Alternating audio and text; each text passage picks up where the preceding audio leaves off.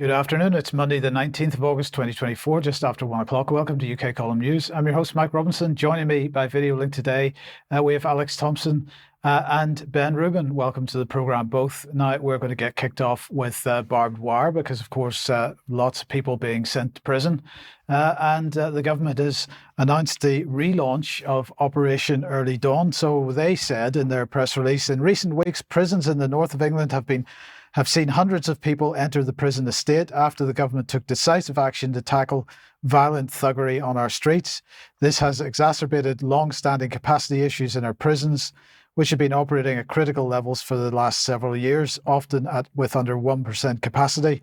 To manage these pressures, HM Prison and Probation Service has reactivated an existing contingency mechanism, Operation Early Dawn, providing extra oversight for prisoner transfers between police, courts and custody. This means that offenders will be summoned to a magistrate's court only when it is confirmed that a cell in the prison estate is ready for them. Should they be remanded in custody, they will be held in a police station until they are summoned to court. The activation of Operation Early Dawn helps to manage the prison capacity pressure felt in the short term in a small number of regions. This action has been taken to ensure that we always have enough prison spaces to lock up those who choose to break the law. So that's what the UK government had to say.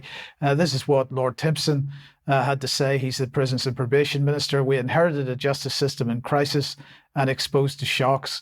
As a result, we've been forced into making difficult but necessary decisions to keep it operating. So what is it that they're doing? Well, Operation Early Dawn is part of a number of changes to make room or make space in the prison estate. According to them, it comes into force in early September. It gives the probation service the time they need to safely release offenders. So part and parcel of this is all about, as they had already announced, getting current offenders out of prison so they can make space for all those nasty right-wingers. And an operational assessment being made each morning and throughout the day in order to make sure who they can move out of police cells into prison cells and vice versa. They say that when it previously operated, Operation Early Dawn has helped to minimise disruption to bail hearings and manage the movement of prisoners across the justice estate. And they're saying that it's going to be mainly in these regions, North, East and Yorkshire, Cumbria and Lancashire, Manchester, Merseyside and Cheshire, East and West Midlands. So first of all, Alex, maybe I could welcome you to the programme and just get your thoughts on this. They're relaunching this, they say, as I mentioned, in order to deal with the whole business of getting people into prison where necessary. But of course, they have to make space first.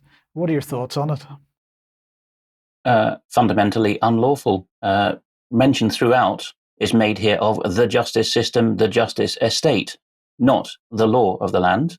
And it's signally important that Lord Timpson, quite right that you put the Lord in inverted commas, given the state of the upper chamber these days, that he's talked about magistrates' courts, because these are the unlawful courts with no juries nor indeed professional judges. So you don't get either the benefit of judgment by peers or people learned in the law. These are the presumptions that he's operating under, that people go to magistrates' court. There's also a presumption there, Mike, that people will be found guilty and sent down by the beak, as it used to be called, in the magistrates' courts.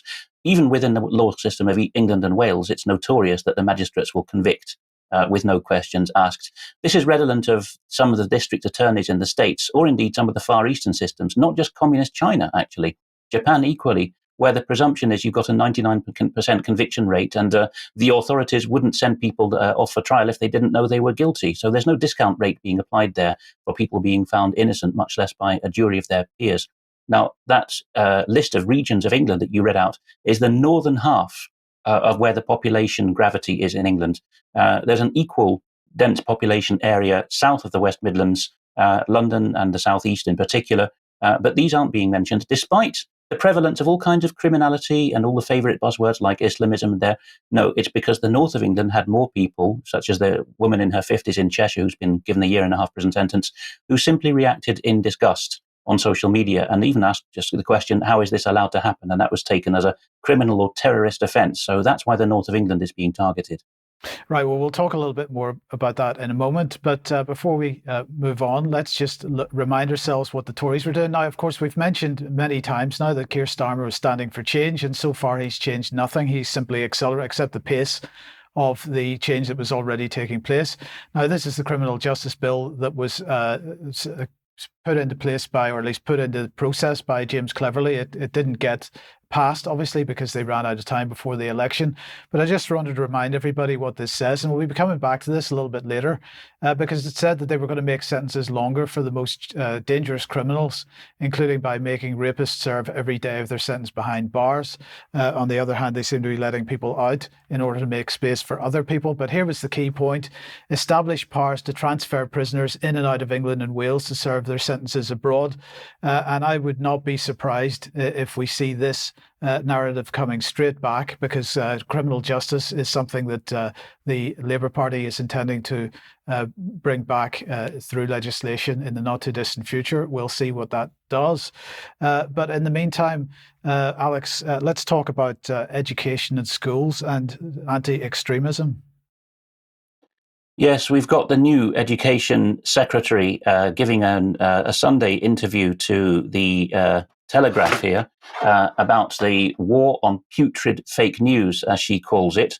And this is mostly of concern because the education establishment, in the form of the ministry, is really running away with its own ideas, and saying that it's going to train people down to primary school level in what's wrong, spotting extremist views. So obviously there's all kinds of scope here for partnership with the legacy media. So we go on to see what the detail is in who's going to train the children, young children. We see government sources talking to the Sunday Telegraph here that young people are going to be sucked into dangerous online spaces. Dangerous here being code for we can't call it unlawful. So Bridget Phillipson, the Education Secretary of this new administration, is now ordering a turbocharged review of the primary and secondary school curriculum.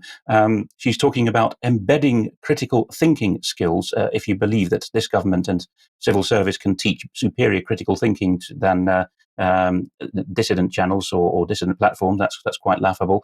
And it's going to be across multiple subjects. So just as you used to get propaganda in mathematics about the community cohesion agenda and such things, you get the same now with the teaching of critical media literacy. Countries like Finland have already gone this way. So for a bit of sop to the Sunday Telegraph, which is allegedly a conservative paper and not in sympathy with this new administration, we see that far left conspiracy theories and religion-based propaganda will be included. I suspect the primary motive there is against the Islamic base. I think, there's straight down the line British Muslims who are very concerned about or disgusted about what's happening in Israel, with the complete separation in the Labour Party between the Corbynistas and the Starmerites. This is, as much as anything, an internal cleanup, I think, of anyone who thinks that it's all right to tell primary school children what is going on in Israel, in Gaza. So this looking out for bias and hyperbole is a main concern here. This could go very dangerous. Perhaps we'll talk in extra time about it. But the education system is really performing the job, straight for the government, as if it were the same thing. And just on the same note, we've got the New York Post, a very widely read American title, one of the top 3 or 4 papers in the US, picking up on Metropolitan Police Commissioner Mark Rowley. So that's the magistrate in charge of policing for London. And I say magistrate advisedly, he's not a police officer at law, who's talking to Sky News, one of Britain's legacy media channels. And it was this angle of Americans that got the New York Post in to prick up its ears. We see that a Sky News reporter asked Sir Mark Rowley, what about people whipping up hatred from abroad? And the reporter did not mention the USA, but Rowley said the likes of Elon Musk, and for this and other reasons, people homed in on America. And Rowley, again, outside any concept of the law, just on a policing and policy level, says you can be guilty of offences of incitement, stirring up racial hatred, numerous terrorist offences regarding the publishing of material. So he's deliberately suggesting here that the United Kingdom could ask the United States to extradite people for breaking the current version of UK statute law, with no reference to probable cause or the minimum threshold for extraditing people. Again, police running away with policy on their own. Okay, thank you, Alex. Now let's just have a look at what the Home Office was pushing out this morning, if we can get that on screen. And here it is. Prison sentences for rioting up to 10 years, violent disorder up to 5 years, criminal damage up to 10 years, more than 1,000 people now arrested.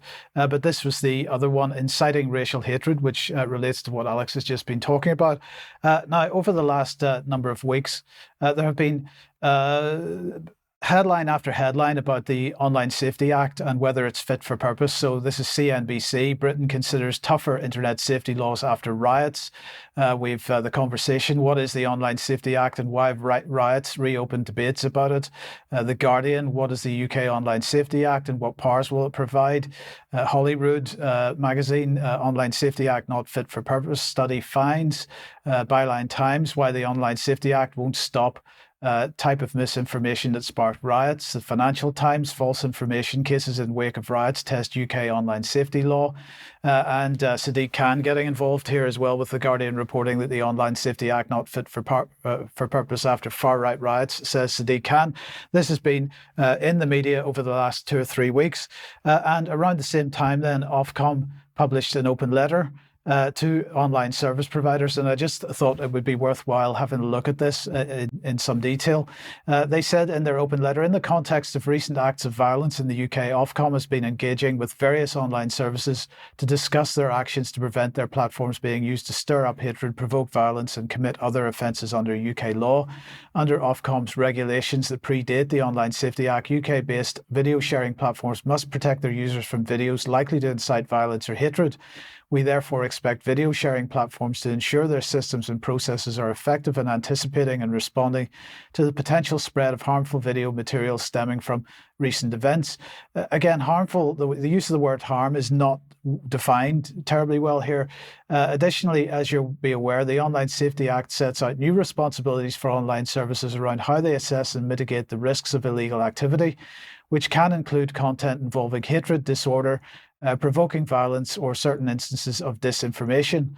When we publish our final codes of practice and guidance later this year, regulated services will have 3 months to assess the risk of illegal content on their platforms and will then be required to take appropriate steps to stop it appearing and act quickly to remove it when they become aware of it.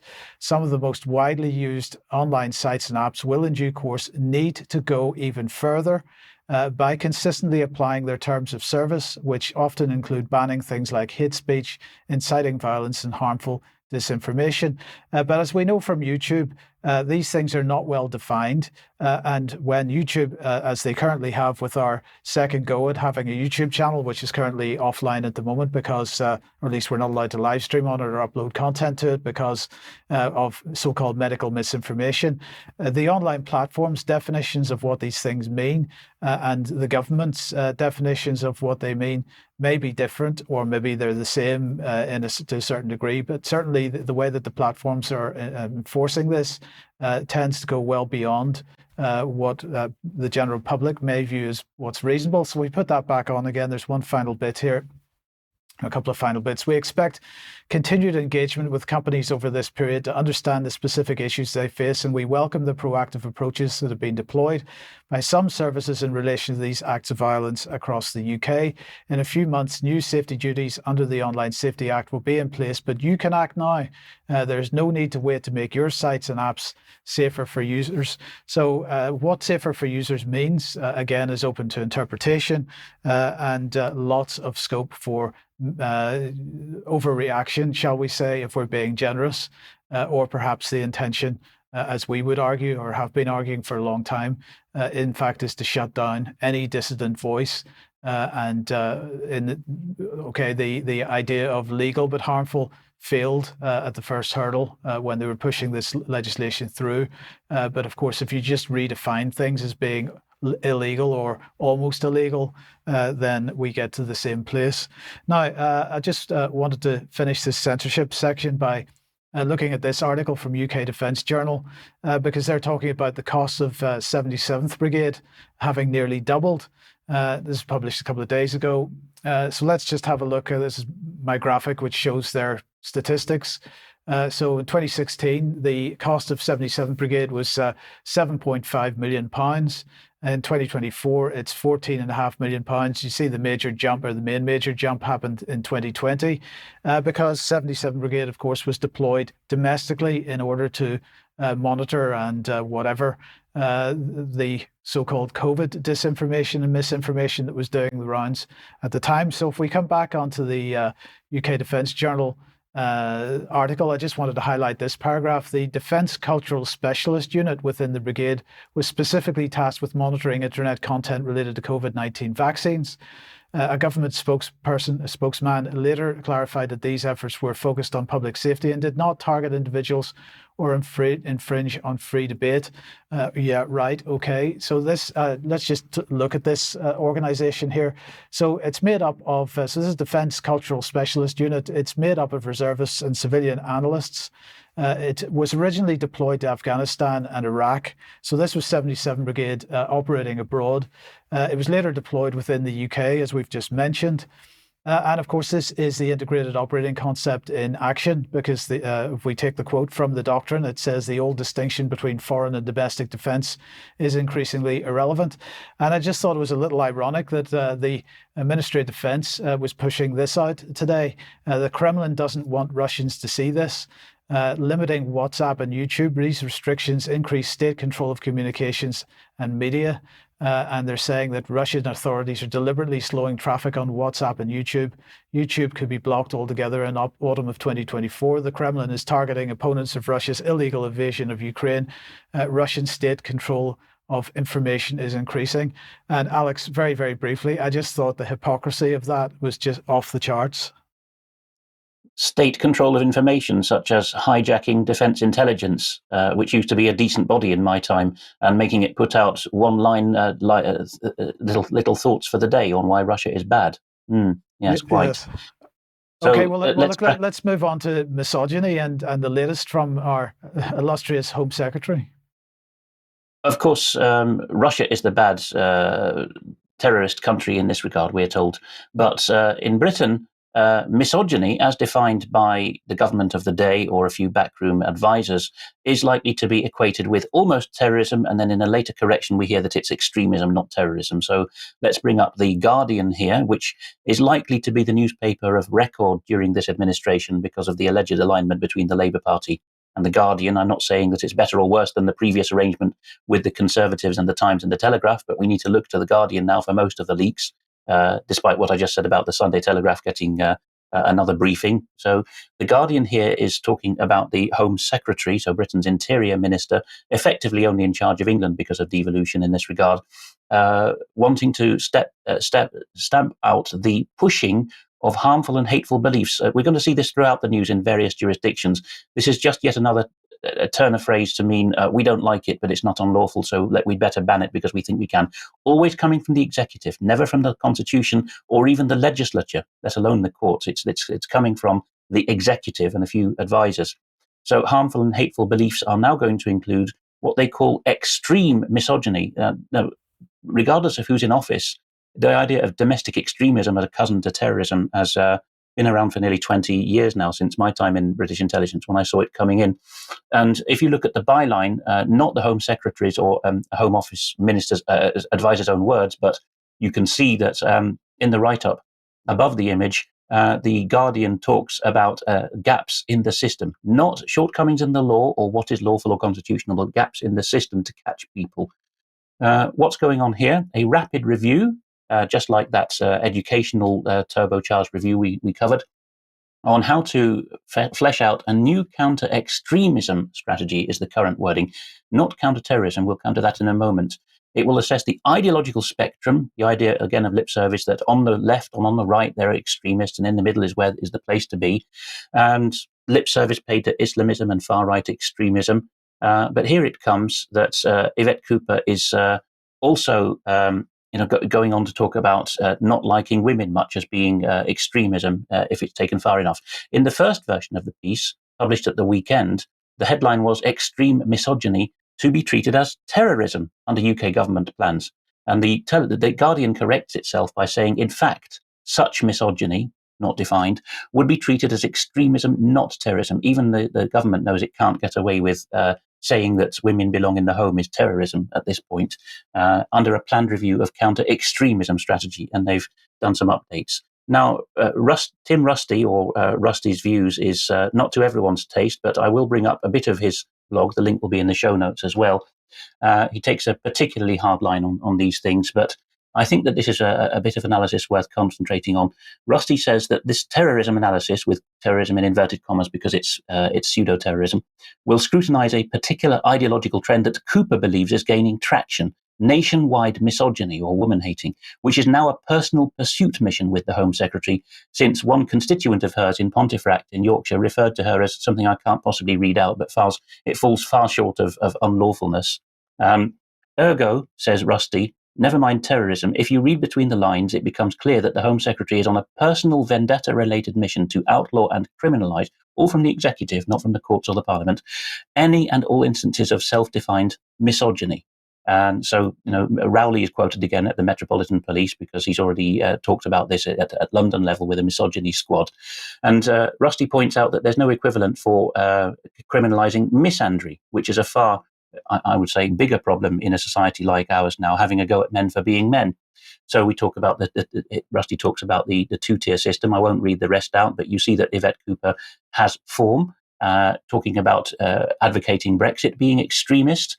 And you'll recall that if you're a long-term viewer, that we played a clip of Yvette Cooper when she was in opposition, having a go at YouTube for daring to give a platform to people like Red Ice Radio. She took that very personally. I turn YouTube on and it suggests Red Ice to me. I am so shocked. Why are you allowing this? Now, I've just put this actually on the section of our front page called Stories We're Watching. If you scroll down the home page of ukcolumn.org, you'll find that. It's directly relevant. John Waters here, I won't go through it now, it's too detailed, but he brings to mind, he recalls in this article, Stephen Baskerville, an academic who specialised in North American cases. John Waters, of course, is in Ireland, and the two of them have taken the lead when it was very unpopular back in the 2000s in saying, if you are too afraid to say there's man-hatred in the court system and in the culture, then that's the first step already conceded to what we now have, where anything you say against a female politician, which is less than glowing, will be pursued by police and people in various ministries as if it were terrorism. And if they're challenged a bit, they say, well, no, it's not terrorism, it's extremism. Peter Sweden, a well-known case, well-known tweeter, Emanuelson is his real name. He's been right on a lot, I have to say. Again, he's regarded as, sort of soft-core hard right or something like that, one step short of naughty boy. But he's got a good take on this, which is that this will be misused to jail anyone that opposes feminism, one of the core planks of state ideology at the moment and cultural mainstream ideology. He says Britain is going full Soviet. But it's not just misogyny, it's protesting and calling upon people to protest. So there was a British account run by Wayne O'Rourke on X, as we now are supposed to call Twitter, Wayne GB88, and he's just been sentenced to 3 years in prison for memes, as covered by Ian Miles Chong, an expatriate British poster on X. In Chong's well-worded summary, the judge decided that his humorous, snarky posts had stirred up racial hatred. Again, it's incitement, not defined, not the actual breaking of the law. The one post that got him was urging people to protest, as with these 50-year-old women in Cheshire that have been sent down for a year and a half for the same thing. Chong says, apparently, in O'Rourke's case, telling people to protest is illegal in the UK. Here's the key bit. If a judge decides it, not the law, not even Home Office sentencing guidelines, it's a judge now deciding these things. We're back to the years leading up to 1688, really, where judges decide what the law is from the bench. O'Rourke's treatment is very inhumane, says Chong. Now, we provide sources at UK Column, so do go and have a look at the account in question. The link I've included is the one that includes the replies by O'Rourke to other people's tweets to give a very comprehensive view to anyone who wants to look at what he was tweeting in the months and days leading up to his imprisonment. And you see if you can find anything there that is remotely unlawful or unpeaceful. It's just a typical, you get more of them in Scotland and Northern Ireland, of course, the sort of Glasgow Rangers type account where anything which is, which is woke gets lambasted. England has a lot of these accounts too. Perhaps we'll go a bit further north of the border. But this is an indication that a whole new tranche of social media is going to be outlawed across the United Kingdom. Yes, and we come back to this term legal but harmful, Alex, because that is basically what they're trying to bring back here through the back door without actually including it in the legislation. Okay, we'll talk about that in extra, I have no doubt. But Ben, let me welcome you to the program. And we're sticking on the issue of extremism, I suppose, but Amnesty International. Yes, we're all extremists now, I think. Good afternoon, everybody. My connection is not the best today for some reason, so hopefully this comes across to you properly. Last week, we were talking about the anti-fascist protest in Walthamstow, and with specific reference to this gentleman that we can see on screen in front of us there. That is Ricky Jones. He is a now former Labour councillor from Dartford who was arrested last week for inciting or encouraging murder, should I say. That was the charge that he's been picked up on. But we also noticed during the show this woman here on in the centre with an Amnesty International high-vis vest on. And I didn't know who that was at the time. I just pointed out that Amnesty International has actually been set up to protect dissidents. So the optics here are absolutely appalling for an organisation like Amnesty. But actually, after the show, I found out that it is in fact a senior member of the Amnesty UK team. It's this woman, Ulrika Schmidt, who is the country coordinator for Amnesty UK. This image here is her talking another Stand Up to Racism event. We talked a lot about Stand Up to Racism. They organised the march last week. She's obviously been working with them for quite some time. This was taken at Downing Street in June last year. So she's clearly not a random activist. She's a senior member of the Amnesty UK team. And she was speaking at that event alongside Ricky Jones. So they obviously know each other. They've worked together at least on 2 occasions that we're aware of. And I think this is just completely unacceptable, right, for an organisation like Amnesty to be stood up in public beside this kind of messaging. I contacted Sasha Deshmukh.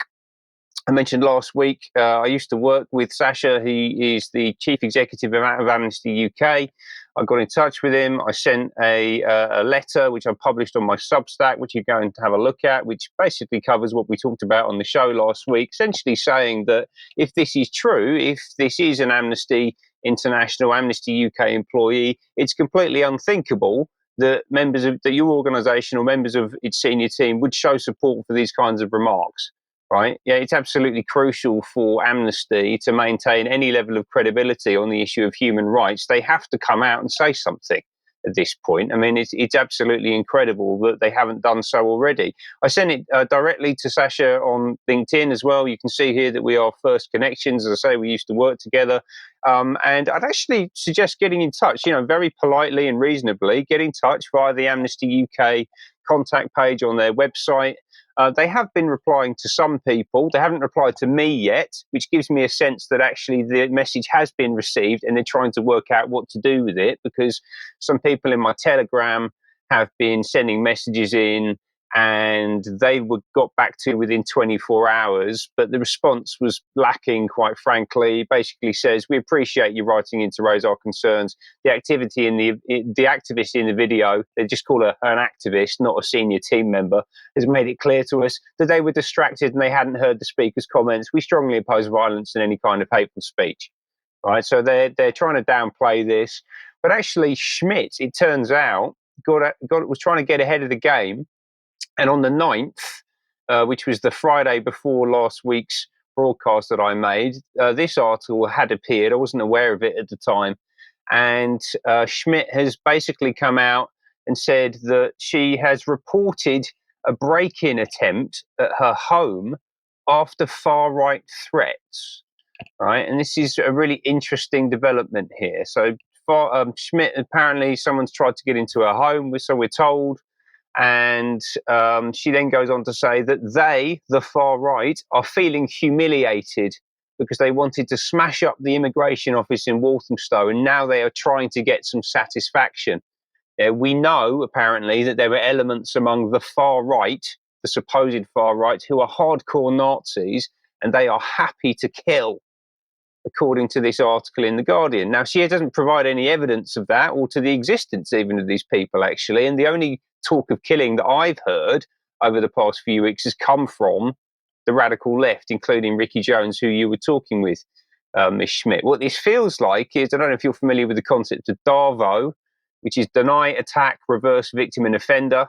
Right, so this is a tool of manipulation by narcissists, and we see this absolutely everywhere on the left at the moment. Deny it, attack the person who is accusing you, and actually reverse victim and offender. So Ricky Jones and the people stood there cheering for the encouragement to murder of political dissidents, they're the actual victims, apparently.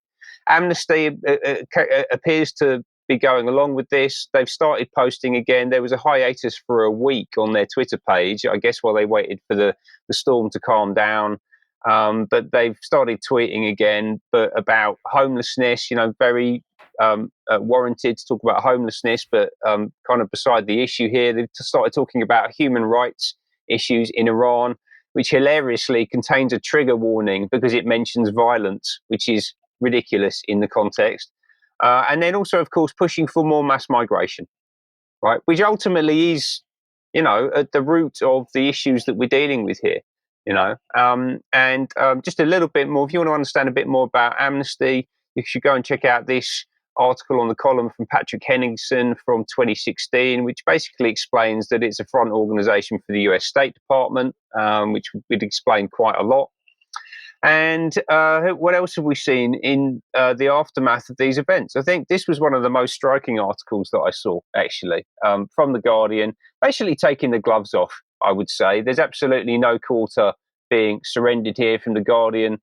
We keep hearing about legitimate concerns over immigration. The truth is, there are none, according to Maya Goodfellow, who is, I think, 27, 28-year-old academic who apparently knows everything there is to know about immigration into the UK. Few quotes from here.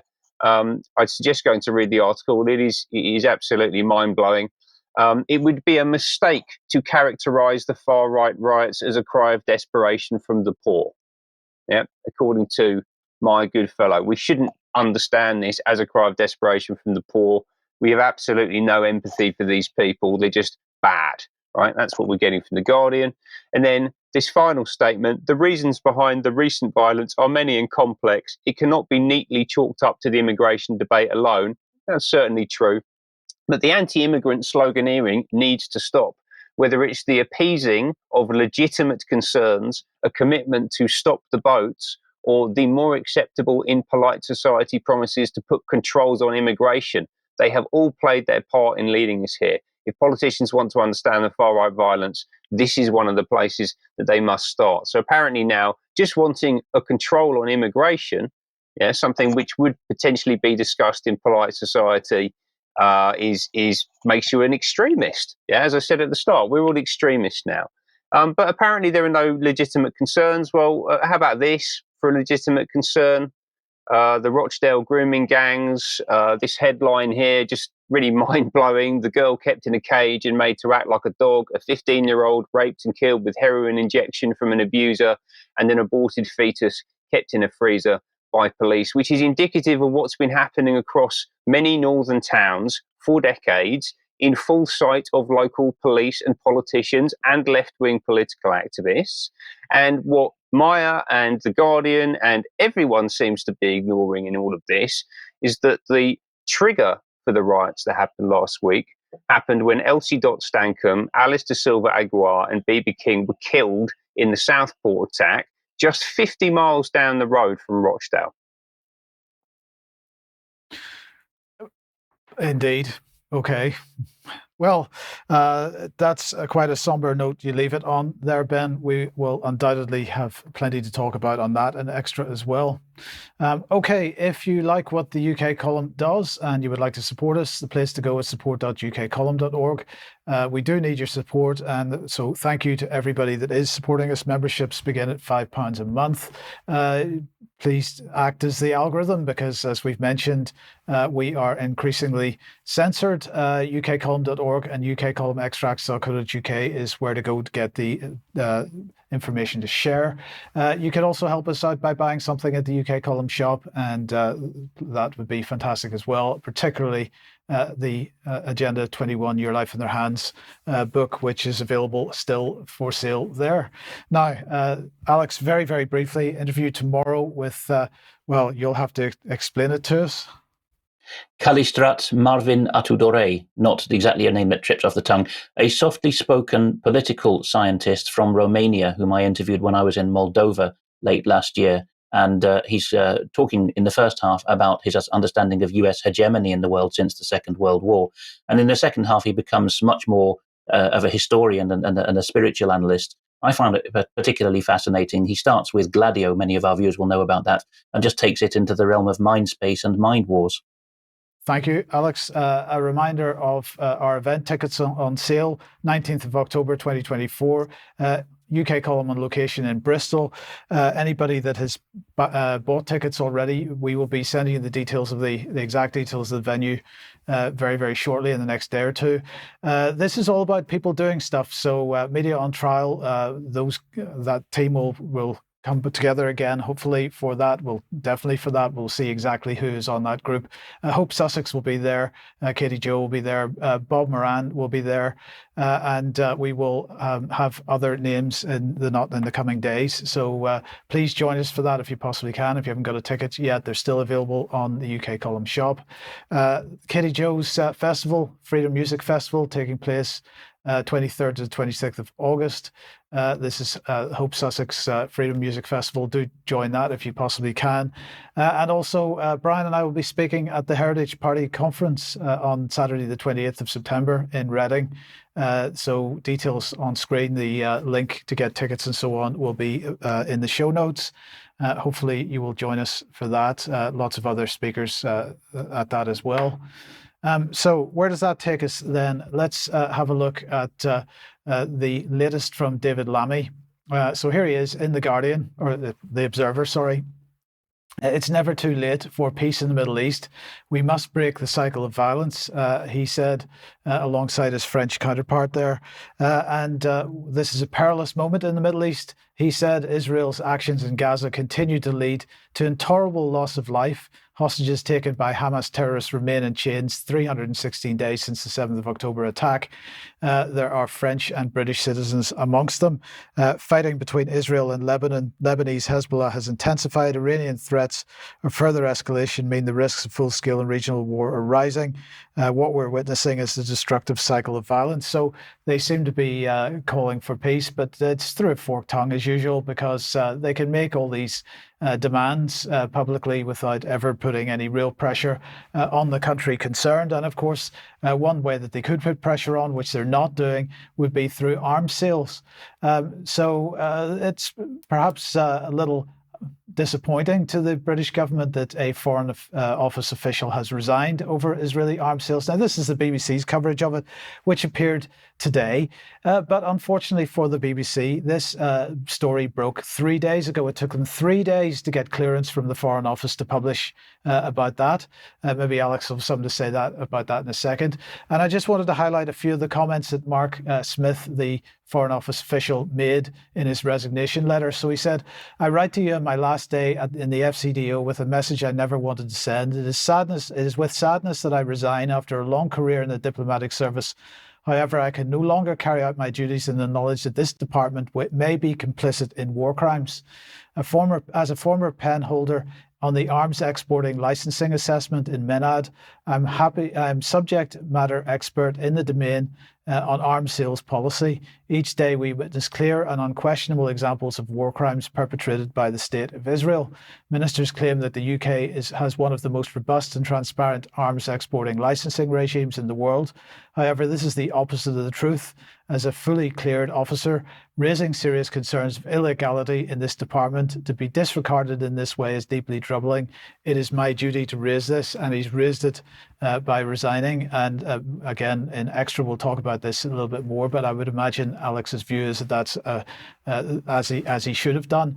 But the other thing I wanted to mention here was from Welt, and this is the German defense officer, and Colonel Michael Gase, sorry, if we really have to demonstrate a credible deterrent on NATO's eastern border, he said in this, or he's quoted in this article as saying, then you can't just play it out in 2 weeks like a maneuver. Then life in Central Europe will change dramatically.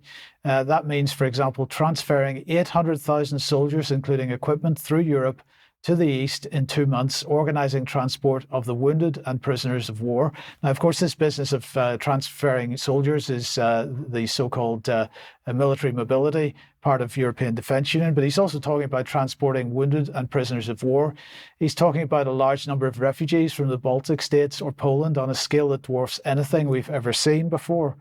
And he's saying we will then be living in an everyday state of threat. Then it will be a question of supplying the population air protection, medical care in a medical system that also has to look after severely wounded soldiers. This is a vision of the future, which I think is quite a likely scenario. Well, Alex, I don't know if you've got any thoughts on that very quickly. Colonel Giss is performing his duty, as is Mark Smith in the previous half of that segment. Germany has understanding of this. In 1945, there was such a density of refugees, both in housing and thronging the trains as they were retreating from the horrible circumstances in the east, that it was impossible to move anyone, to the extent that the Dutch would have been given permission to grab half of northwestern Germany by the other allies had it not been for this chock-a-block situation of refugee management and the caring for the sick and wounded. So the Germans, as you showed in Colonel Giss's quotation there, take an integrated view of what they call Mitteleuropa. Colonel Giss isn't being sinister by using this phrase, although some German planners have been in the past. He's just saying that there is a zone which starts in Germany and ends in about Slovakia, which is an integrated unit geopolitically and when crises hit. So he's quite right to raise this. And just to flag up something of what I'll say in extra time on the Foreign Office resignation by Mark Smith, 21 years ago now, when the second Iraq war broke out, there was not just the well-known whistleblowing by my then GCHQ colleague Catherine Gunn to The Independent, but there was also the resignation of one of the two most senior legal advisors to the Foreign Office at the time. From memory, her name was Elizabeth Wilson. She rightly said she was performing her duty and flagging up the illegality of what was planned by Her Majesty's government. There was no such block by the Foreign Office then on the BBC reporting it at the time. So something has gone on behind the scenes in the last 2 decades to put in a filter there. But staying with Germany briefly then, Der Spiegel, one of the quality legacy titles in Germany, has got hold of this. Yes, it's in German. We get complaints when people put German headlines up, but an English report on this will be included in the show notes. Der Spiegel has picked up over the weekend that the Federal Criminal Police, the Bundeskriminalamt or BKA, is, if a draft bill goes through, which the ministry is just planning at the moment, the German Interior Ministry, it will be given opportunities to perform secret while you were out raids on people's homes, in contrary to any Western practice of recent decades, which is to give people notice and to allow them to film the police and watch while they're searching. And of course, they will also be able, if this goes ahead, to put bugging devices on people's computers and such while they're out. And the Spiegel disingenuously reports that, and they're not even quoting a ministry source, this is their own editorializing here, that there's nothing to worry about because it's not specifically prohibited by the German pseudo-constitution, the basic law or Grundgesetz, to have the resident absent while the house is being searched. Therefore, it says the Bundestag is perfectly at liberty when nudged by the German government to allow a change in the law for the police to do this. It's all being done at federal level because the 16 federal states or Länder would never allow this, and that's where the competence is supposed to lie in Germany's federal system. Another report by another title, RND, in Germany gives more detail, and both of these, as I say, are summarized in an English-speaking piece that I'll put in the show notes. And I just very briefly want to mention this criminal justice bill once again, because if we remember what the Tory government was attempting to do with this, and I don't imagine that the Labour government is going to do anything different when the equivalent comes in the not too distant future, give the police the powers they need to tackle theft by creating new power to enter a premises without a warrant to search for and seize stolen goods. Alex, it doesn't really matter what the limitation is, whether it's limited to theft or whatever. But as soon as you start allowing the police to enter premises without a warrant, this is a slippery slope. Of course, because with the best will in the world, you're dealing with people who've got every motivation to plant stuff on people. There's been many examples of this, even in the better run jurisdictions like as England and Wales used to be. And even the tin pot regime on the European continent understood in the past that you don't just let police break into people's houses when they're not there, because the overwhelming temptation is going to be to plant stuff, whether it be drugs or extremist material. Right. And then where does that take us to the EU Commission? Yes, Thierry Breton, the EU's Commissar for Digital Services, has gone out on a limb and been slapped down by von der Leyen, his boss, interestingly here. So it started last weekend, beginning of last week actually, when on behalf of the Commission, on Commission-headed notepaper, he, no doubt using an underling, but signing off on it himself as France's EU Commissioner, wrote to Elon Musk with regards to X, formerly Twitter, saying that you'll be aware that our Digital Services Act, Thierry Breton's made a big to-do about that, it's his main policy, obviously, we regard you as a VLOP, a very large online platform, so we treat you effectively as though you were covered by EU law, is the substance of it. He says, on the one hand, there's freedom of speech, and on the other hand, we have to balance it with all the other stuff. And there's an implication here that you have to tip off the EU secretly if people in the EU tweet things that we don't like. And so I expect that you will behave as if you were an EU-based platform, because people in the EU can read the stuff, and using campaigning language here rather than legal language, this stuff is being amplified in our jurisdiction. And I note in passing that the EU is a single jurisdiction as far as Thierry Breton is concerned, not 27 jurisdictions, etc., illegal content. So I urge you to promptly ensure the effectiveness of your systems to report measures taken. Well, the first thing Elon Musk did was to make this letter public. And he compared Mr. Breton, who is, of course, a Frenchman, with John Cleese's character of the Norman castle ramparts guy in Monty Python, who leans over the battlements and starts flighting, medieval taunting of the English. And he topped that by quoting a film line, which again I won't quote on lunchtime family news, which invited Mr. Breton to take a step back and literally copulate with his own face, using a different and shorter word for copulate. But it didn't end there.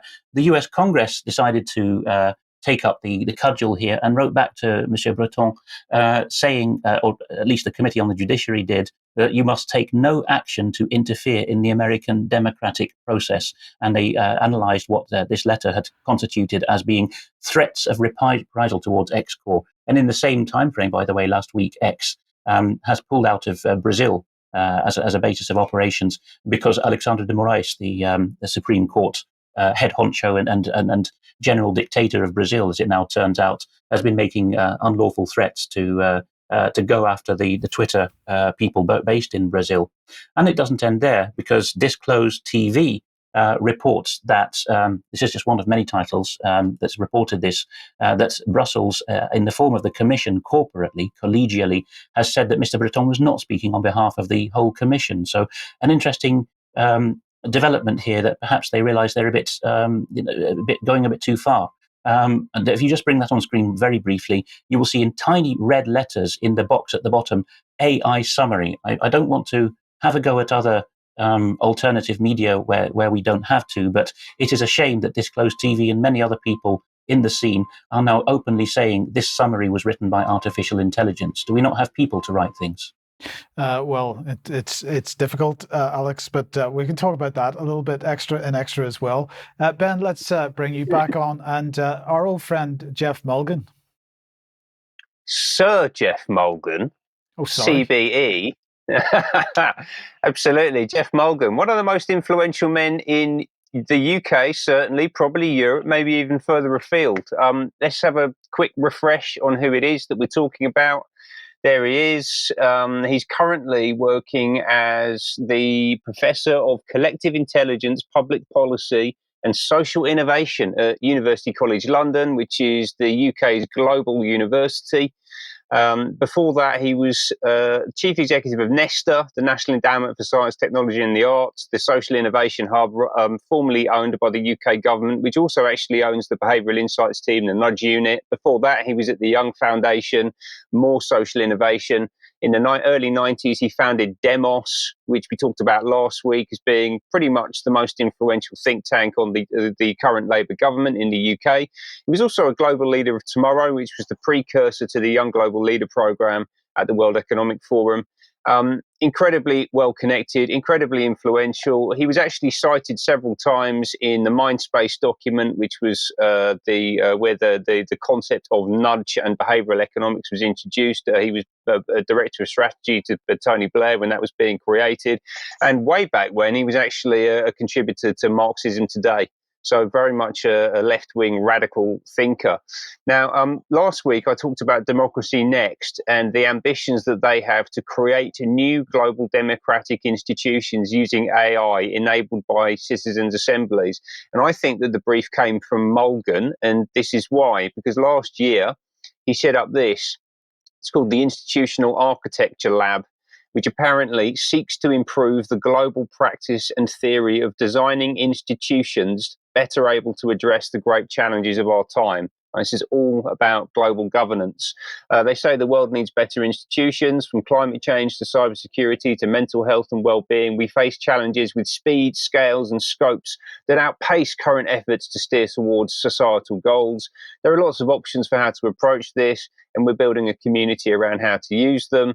They do collaborations, work with people on projects, and I'll come on to a couple of examples of people in a moment. Field building, so he's actually positioning this as a completely new academic discipline, which is remarkably arrogant and actually unsurprisingly so from this gentleman. If you listen to him speak, he really does think that he is the bee's knees. And I actually think that if I'm going to mix my analogies up, that the emperor is wearing no clothes. When you actually dig into it, I don't think that he has any actually workable ideas for how to build a civilization, to build a society. And yet he's been asked to set up this institution with the support of the Rockefeller Foundation, who also support Democracy Next.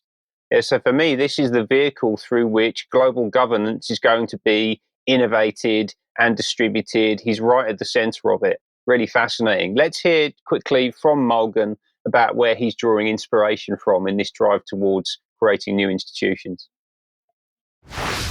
And I think, China deserves credit for, certainly for about 10 or 15 years, taking the long-term aspects of climate change and environmental vulnerability incredibly seriously. I've taught for many years at the China Executive Leadership Academy, which trains mayors, governors, ministers in a way we don't do at all in Europe, for what it's worth.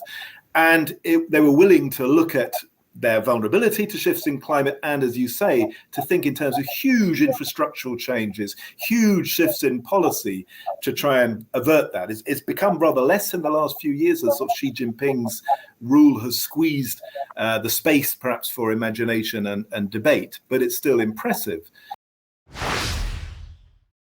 So he's very much inspired by China. And as we know, China is a dictatorship, it's a totalitarian system. And that kind of top-down control is what gets Mulgan excited, it's what gets the Rockefeller Foundation excited, and it's why they've established this new institution. And it's all about, I think, rolling out the strategy that the Rockefeller Foundation put out back in 2010. This one, Scenarios for the Future of Technology and International Development, within which they discuss 4 different potential future scenarios for global governance, including one called Lockstep, which is, I believe, the one that they've actually decided to progress with, which talks about a world of tighter top-down control from these new global institutions, more authoritarian leadership, High Keir Starmer, with limited innovation and growing citizen pushback. I think it's probably a very good way of describing the world that sits around us. How is this actually being implemented? It's not just a strategy document that sits somewhere in someone's bottom drawer. It actually does hit reality. It hits the institutions. Mulgan has been working for the past couple of years with the EU on what they call a whole of government approach, right? So this is very much, again, like centralized control of all institutions. It's about delivering the UN's 2030 Agenda for Sustainable Development. This is all about the SDGs. And you should go and look into that in more detail with this document, Whole of Government Action and Innovation, which was issued last year by Mulgan, which really sets the blueprint for what he's calling whole of government innovation. But within that, the missions that we keep hearing about from Labour and from many other areas of society, including the big consulting firms, they're all talking about missions. It's a national mission. This is where it's coming from. And interestingly, there's a little in that document. There's a little a diagram that has been produced to talk about the interplay between top-down and bottom-up governance. And actually, when you dig into it, the bureaucratic, centrally controlled institution that you can see at the top there, in the blue circle in the center, the kind of hierarchical system at the top, is completely incompatible with the biological, organic, chaotic entity that is human civilization. These things will not work together, and their attempts to implement it are not going to go well for them or us, frankly. Thank you, Ben. Thank you. Now, very briefly, I just wanted to mention this organization, Biometrics and Forensic Ethics Group. Now, we'll do this in a little bit more detail in the not too distant future, but I wanted to mention it today because they've just recruited a new bunch of members. And one of them is Malcolm Oswald, who designs and runs citizens' juries. This is exactly what Ben has just been talking about. And he runs an organization called Citizens' Juries Community Interest Company. And if we just look at what they say about citizens' juries, we'll talk about this in extra. In a citizens' jury, a cross-section of citizens, e.g. in terms of age, gender, ethnicity, education, are recruited and paid to tackle a public policy question like, should we have a sugar tax?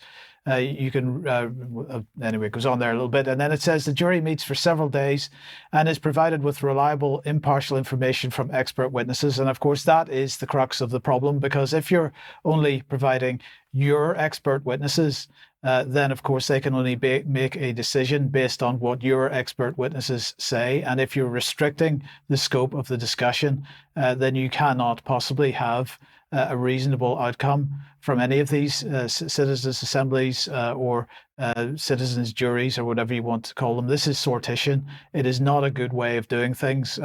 It's something we've been talking about for many years, and Ben's been focusing on in the last year anyway. So we'll talk about a little bit more about that in extra. Alex, let's come back to you finally then, and an update on a story that Charles covered. Yes, throughout this episode of the news and in many other episodes of UK Column News, we have seen that there is an attempt outside the channels of the law and certainly the Constitution to crack down on dissidents with a CE on the end. And we just seen Ben's reminder that the Rockefeller Foundation, which is one of the leading tax-exempt foundations that have always driven Anglo-American elitist policy since at least 1900, was quite explicit about this. They foresaw that the risk with the chosen strategy of lockstep was growing citizen pushback. So the citizen bit you've just dealt with, of course, we retrain people to be aleatory democracy citizens, randomly chosen to be briefed on the right line to take. But the pushback side, well, we call that harmful, and as we saw in many segments in this news, we call it likely to cause people to have bad thoughts and feelings. So as part of this push, England and Wales brought in the ability of councils, and we saw that it was actually signed off by officials, not elected councillors, to slap orders around abortion clinics that you couldn't have any kinds of protest there, even what was risibly called the protest of praying. And between the council policy officials and the local police forces, it was decided at mid-ranking level that silent prayer was going to be included in this. And as usual, you need somebody to be the victim in the full knowledge that they're going to be unlawfully arrested and prosecuted to challenge this in the adversarial legal system that we still just about have. Otherwise, there is not going to be any moment like this, which is where the Daily Telegraph reports that Isabel Vaughan Spruce, the Roman Catholic campaigner in the Birmingham case, has been given a £13,000 compensation for this silent prayer, which has been found to be not unlawful at all, of course.